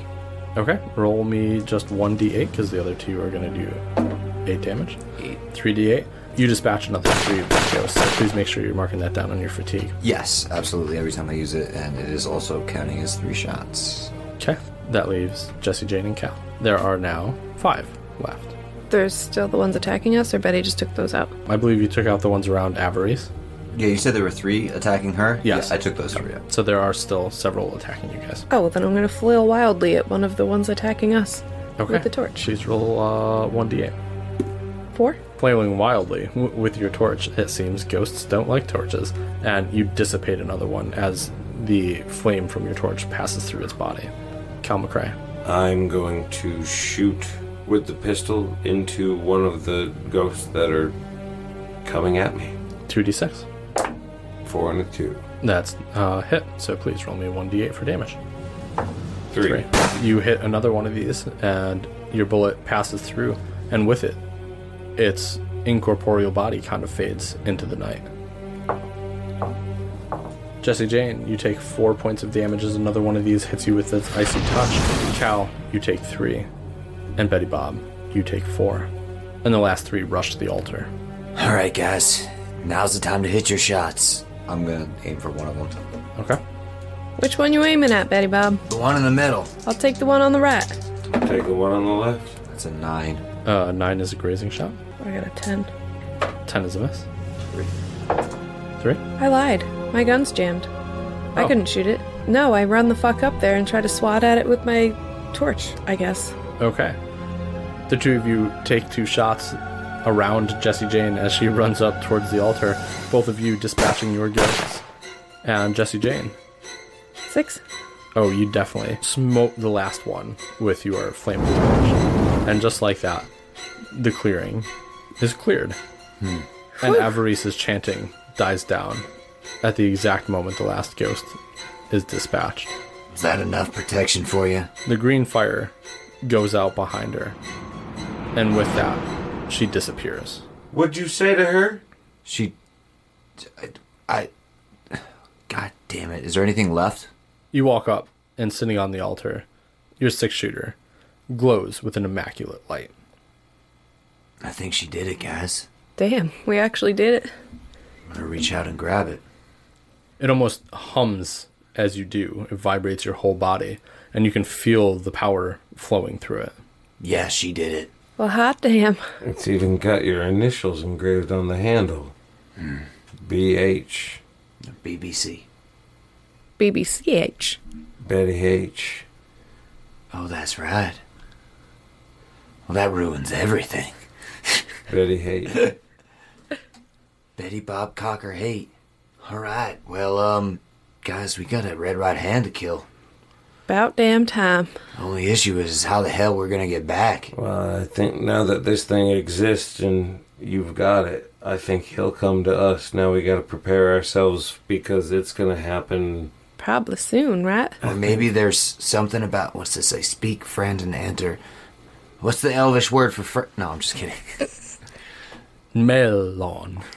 Do I feel like there's anything I can do to get us out of here with this new artifact gun? Like, what am I holding? Like, what is this? It does not glow in the presence of orcs. As you're holding it, wondering that, thinking about the red right hand, you look up past Cal and Jesse, and behind them is a single red door standing alone in the snow.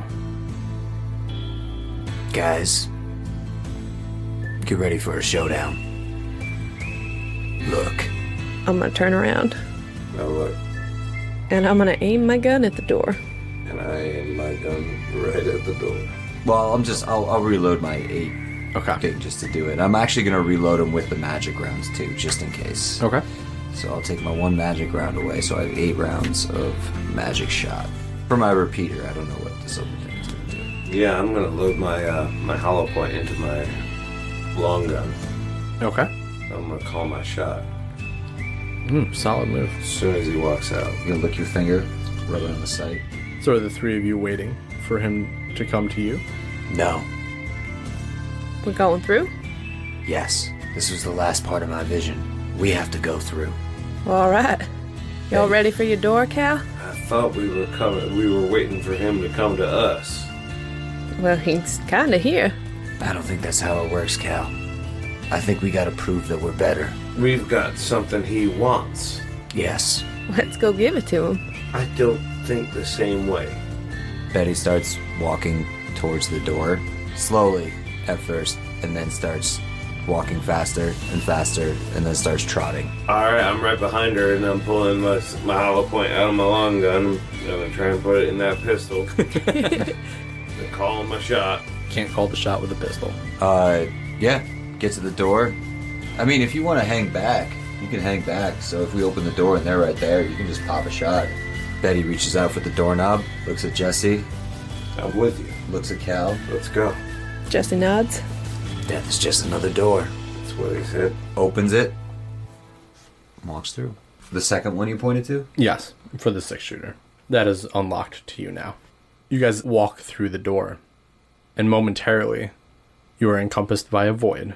Around you, you see galaxies, you see lights, you see swirling objects that shouldn't swirl, you see things that your brain can't even comprehend. But you continue to walk, and only a short distance away, do you find another single red door standing in your path. Thought it would be simple as just one door, guys. They gotta keep the anticipation building.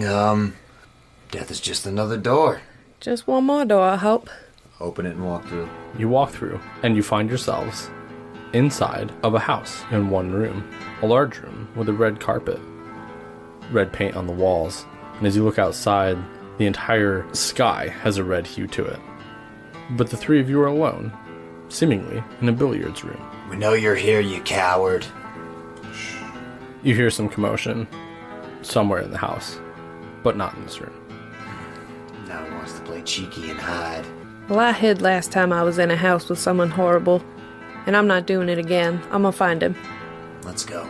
Keep an eye on the corners. You exit the room, head into the hallway. The next room that you encounter is a large parlor. You are set upon by 6 greykin. You will remember that these are the creatures that accompanied the Red Right Hand the first time that you met him. However, they aren't able to get the drop on you. I'm gonna see how this thing works. Okay. I'm gonna go fan the hammer. All right. Tell us what that does. I'm gonna use both hands to rapidly fire all 6 shots and blast damage up to against 6 targets. Give me 6d6, please. Oh, I got them ready to go. Oh, shit. Okay. A 2, a 1, a 4, a 4, and 2 6s. Okay. The 1 and the 2 are max damage, right? Yep. You walk through. You immediately dispatch 2 of them with headshots. You mortally wound 2 others, and you incapacitate another 2 as you make your way through the room. Suddenly there are 4 greykin just writhing on the ground as you continue your way through the building. Yeah, this is pretty dope. Well, hell's bells, that thing has a ring to it. Another one jumps out from behind a pillar and grabs you, Cal. I'ma shoot it. Give me a shot. Oh shit, 2 1s. Max damage. You blow this greykin's head straight off. Thank you, Jesse. I got you, Cal. Is there another one standing up? No more is standing up. Okay. No. You continue to make your way through the house. The house is sprawling. It has giant room after giant room. I'm gonna take time to reload the 6-shooter in between. Okay. 'Cause that was all 6 shots. Almost every room you guys are in, you're set upon by greykin, Oh. but you're able to dispatch them. From behind, Cal, you take a bullet. It does 6 damage, bypassing your defense. Do we hear the shot?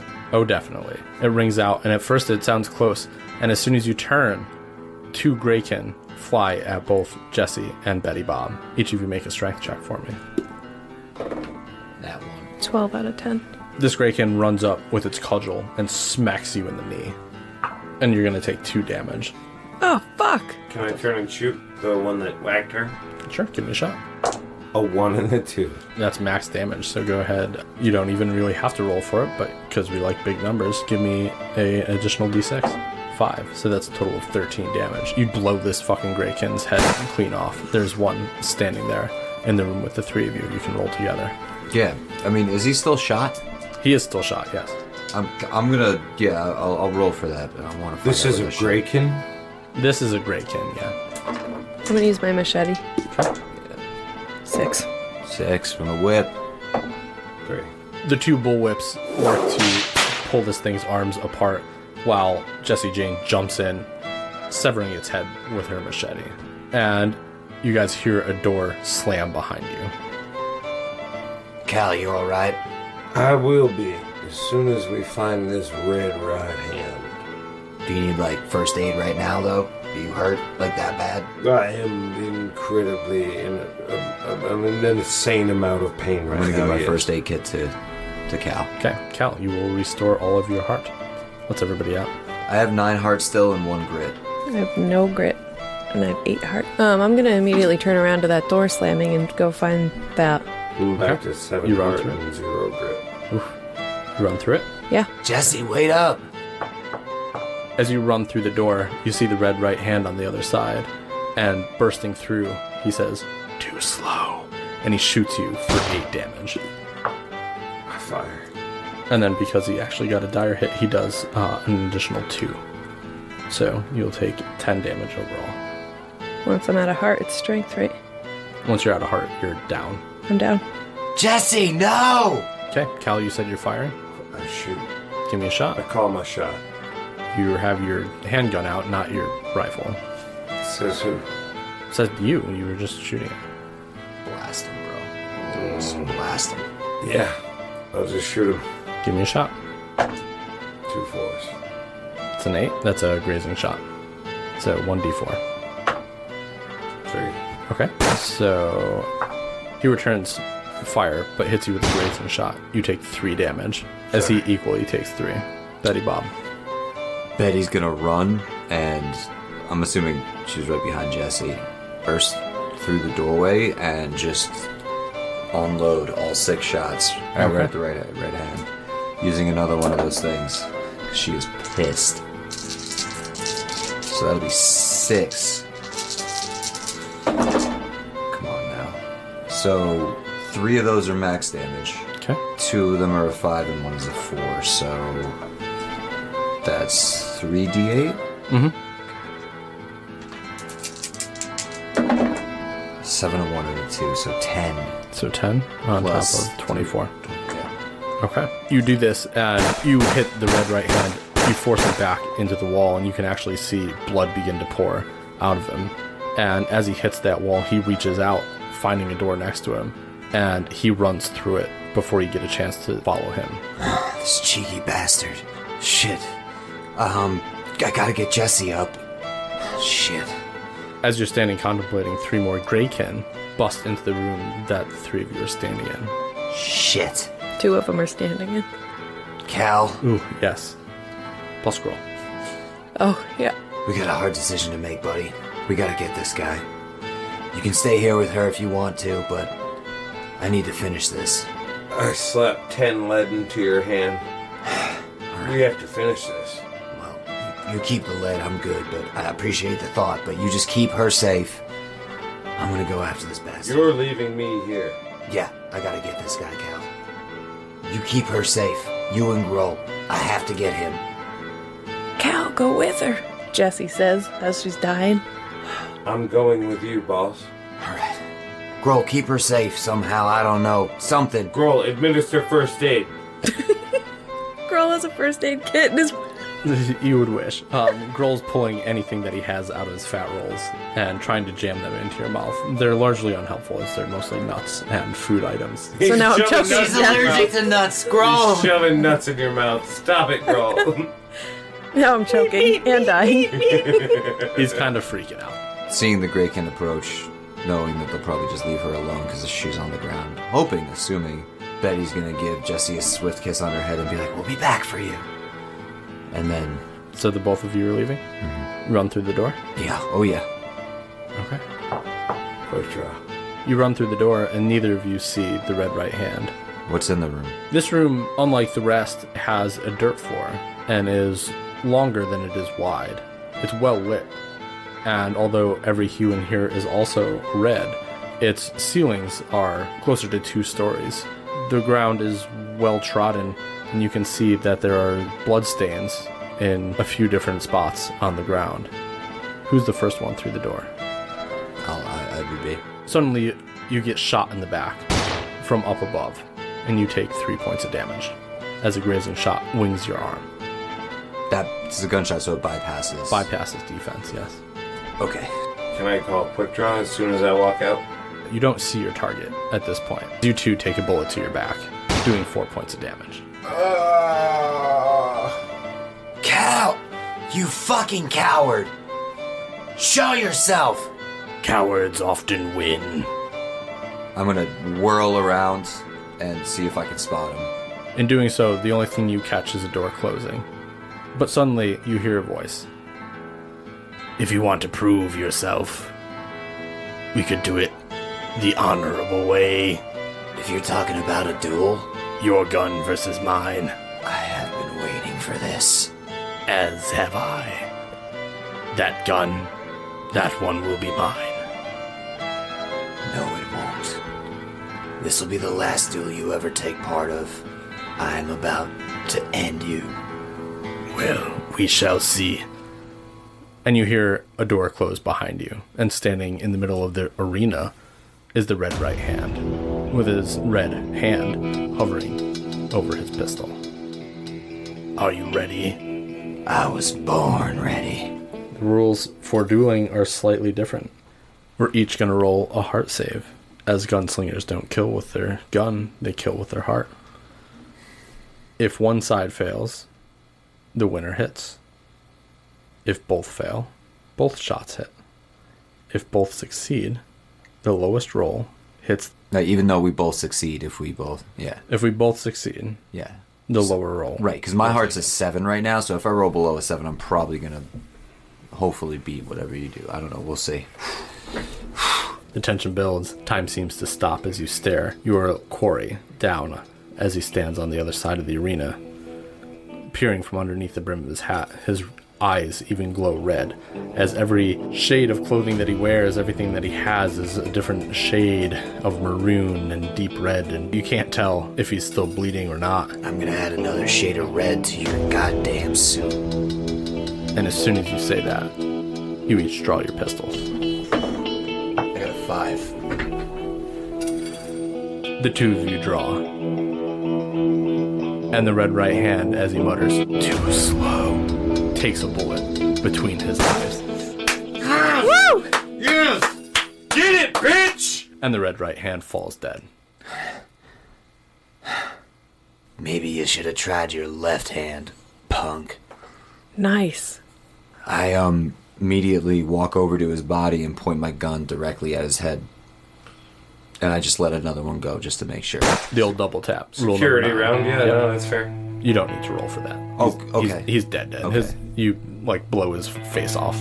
I'm gonna grab his gun just in case. You grab his gun, and inspecting it, you realize that this is Bad Bill Haight's gun. I holster it, holster the other gun, and not taking a moment to enjoy the victory at all, run back to Cal and run back to Jesse and see what's going on, if there's anything I can do. You're able to gather their bodies, and as you're wondering what to do, a white door appears in front of you. Not attached to a wall, but just in the middle of a room.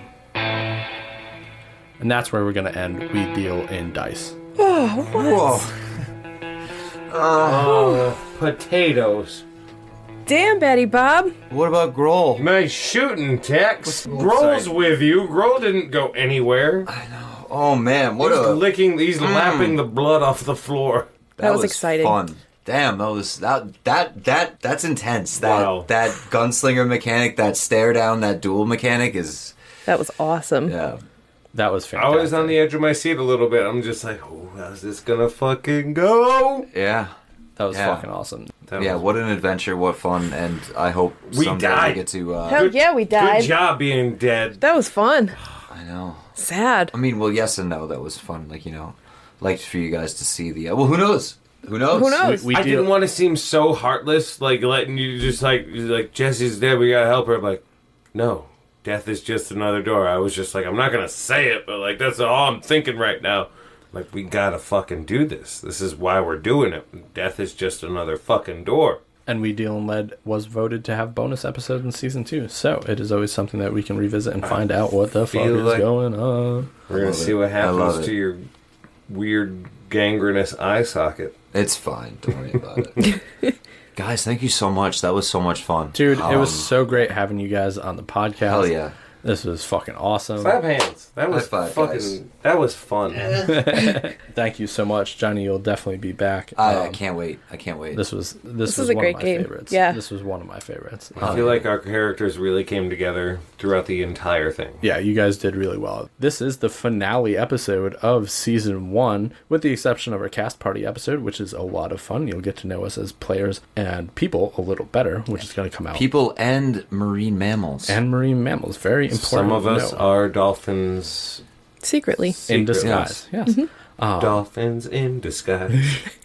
So that'll be our next episode before we jump into season 2. So I guess instead of seeing you next Tuesday, we'll see you next season. See you We'll next see you season. next season.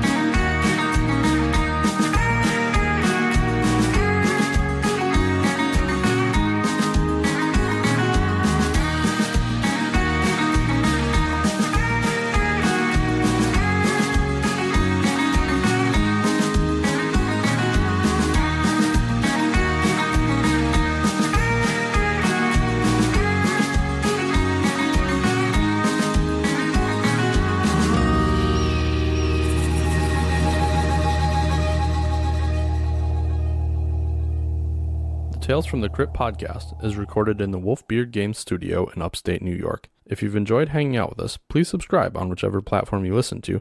If you really like us, also leave us a review. It's very helpful. If you want to follow us more, you can find us on Instagram at Tales from the Crypt podcast. We've enjoyed our time with you today, and we look forward to seeing you next time at Tales from the Crypt.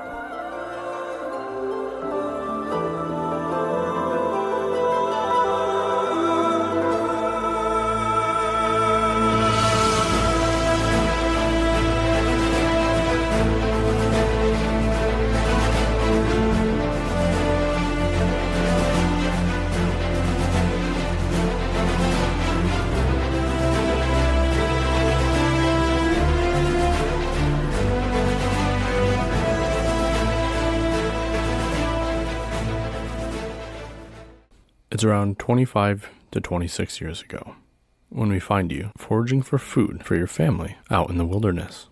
You travel through the woods, gathering anything that you can: berries, scraps of meat, plants, wild vegetables, anything that you can carry. anything that'll provide sustenance for your family. As you're searching a berry patch, looking for any delicious blueberries that might be there, suddenly you're grabbed by the back of your neck. Things go dark quickly as a hood is thrown over your head. As you flail your young limbs trying to defeat your captor, you receive a hard hit right to your face that causes you to black out. A day later, you wake up and you find yourself in a cage in the back of a cart that is now moving through the woods. A part of the woods that does not look familiar to you, that you have not traveled to. Your mind reels as you think about your family, think about your loved ones, how you'll ever get back to them. As you look around, there are others in cages in the back of this cart as well. Not all like you, not all the same species even. You travel for days on end, watching more and more victims get piled into the back of the cart. When around day 4, the cart pulls into a large town. You can hear the 2 men that kidnapped you park the cart and head off. You would think being captive in the back of the cart would raise some alarms, would cause someone to come and look. And it does. It draws many onlookers, but not in the way that you would imagine. Their stares form only curious looks, but no help comes. As the day grows into night, your captors return and begin to unload you and the other victims out of the back of the cart, setting you down roughly on the dirt road that runs through the town. They light torches and begin to get people's attention once again. Come one, come all. Check out our fine and rare specimens. You grow nervous in your cage as you watch one creature after another getting sold to random onlookers from the crowd. What could be happening, your mind thinks? Why would they do this? Who could be so cruel? And suddenly, your cage is placed on top of the stage, and people begin to make offers. Starting low and then going ever higher, you're suddenly sold for 12 lead, and a man from the crowd steps forward and grabs your cage. Before he even leaves the road in front of the cart, he turns the cage around and looks you in your face. Oh, who's a nice bumbler? You're going to make an excellent pet for my children. And he opens the door. Meep, meep, meep, meep, meep. Okay. Roll me a mundane attack, please. Meep. You lunge out of the cage with tremendous speed, aiming right for the man's neck. You dig your ferocious teeth in, and just trying to make an escape, you don't realize that you actually sever the man's artery leading to his brain, and his cries go from anger to agony as blood spews from his neck. You take off running through the town and away from the crowd and away from your captors, but you've never been in a city before, and it's quickly overwhelming. Meep, meep, meep, meep, meep. You are able to find some shelter under a porch near the local saloon. As you hide there for hours, watching people wander through the alleyways, your nerves stay on edge as this foreign land is too much for you to handle. And as the night grows late, you hear a thud against your hidey hole. Meep, meep, meep, meep. Yeah, you look out. Leaning against your hiding spot is a young man. He has vomit on his shirt, a 6-shooter on his hip, and he slurs his words as people go passing by. Well, you'd look like this too if you could, if you were in my predicament. Meep, meep. Yes, he is definitely inebriated. Meep, meep, meep. Yeah, what he has on him, he has a gun holstered, and he is grasping a piece of blueberry pie. Meep, meep, meep, meep, meep, meep, meep. You want to try to sneak out and get it? Meep. Go ahead and make me a dex check, please. Meep. You come out of your hole, reaching for the pie, being as stealthy as you think you can be. However, maybe it's your nerves that are causing you to be a bit more jittery than you usually would be.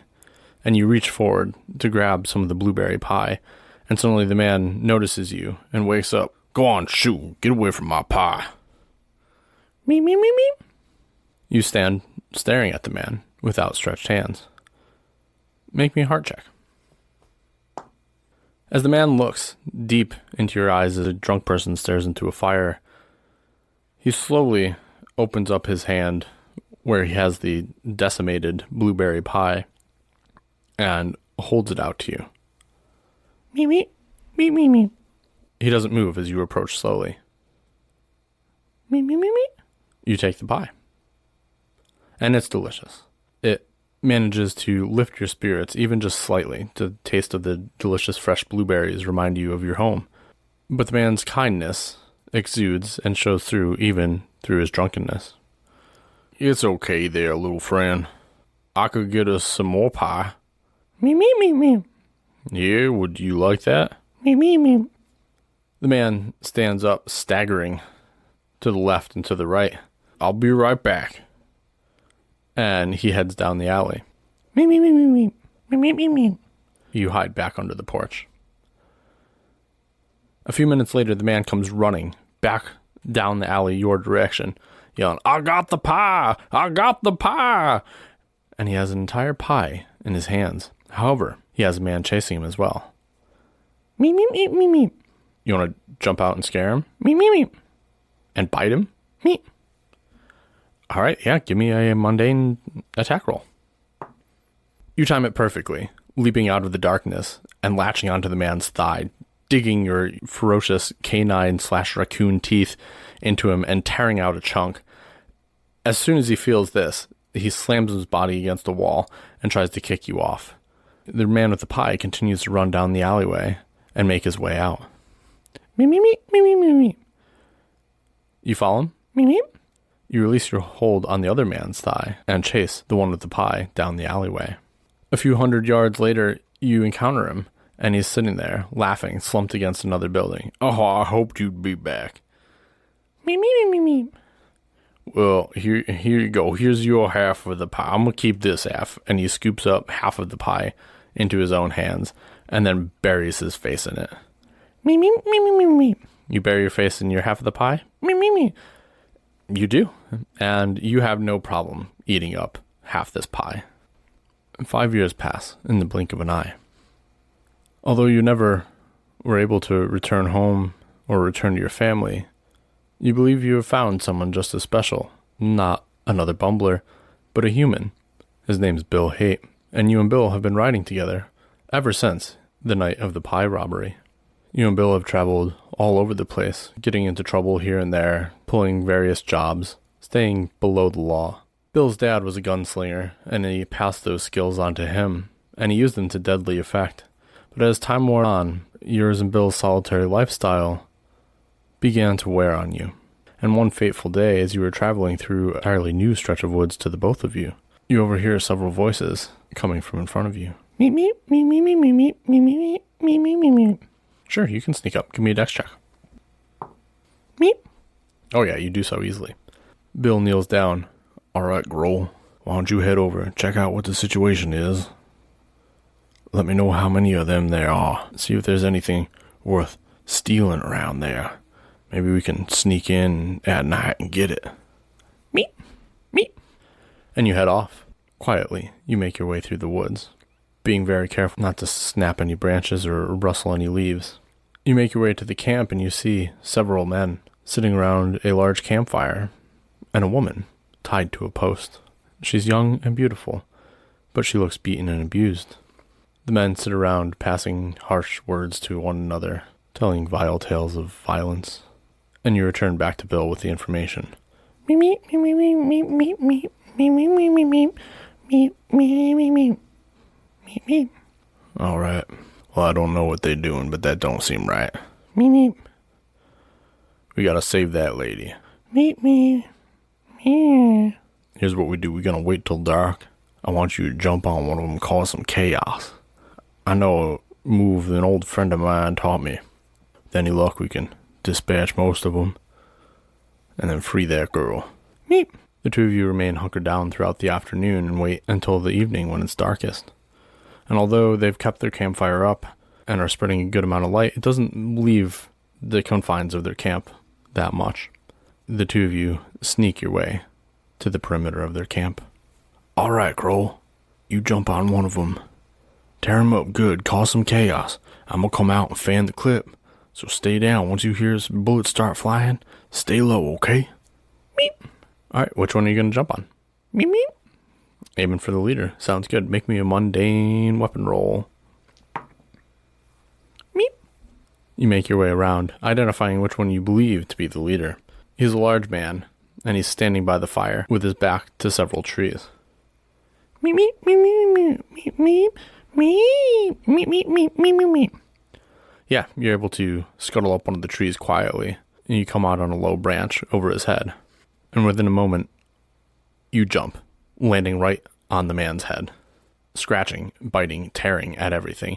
And the other 6 men jump up, and in the chaos, Bill jumps out of the bushes and fans the clip, hitting 6 out of the 7 members, leaving only the one whose face you're attached to standing. The lady tied to the post screams as all this transpires, and she watches her 6 captors die all around her, and the 7th one screech as his face is mercilessly attacked by this bumbler. You retreat off the man's face just as you hear Bill's bullwhip crack, and he grabs the man around the neck, giving him a rough tug and sending him sprawling into the fire. It's not enough to kill the man, but it is enough to set him ablaze, and you watch as he runs flaming into the forest before collapsing a few meters off. Who are you? Don't worry, my name's Bill Haight. This here's Grohl. We're just here to rescue you. We just thought these men were doing bad. Oh my God. Please, yes, please untie me. Bill goes over and unties the lady with his hunting knife. Thank you so much. How can I ever repay you? There ain't no need for that. We were in the right place at the right time, that's all. What's your name, darling?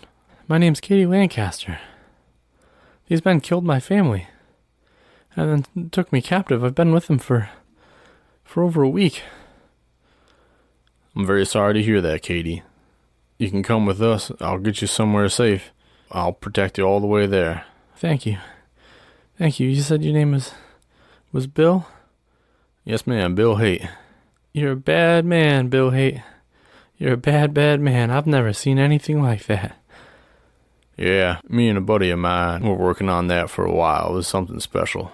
I ain't done it in quite some time, so I'm surprised it worked, but I'm glad it did. I wouldn't have wanted to face down all 7 guys by myself.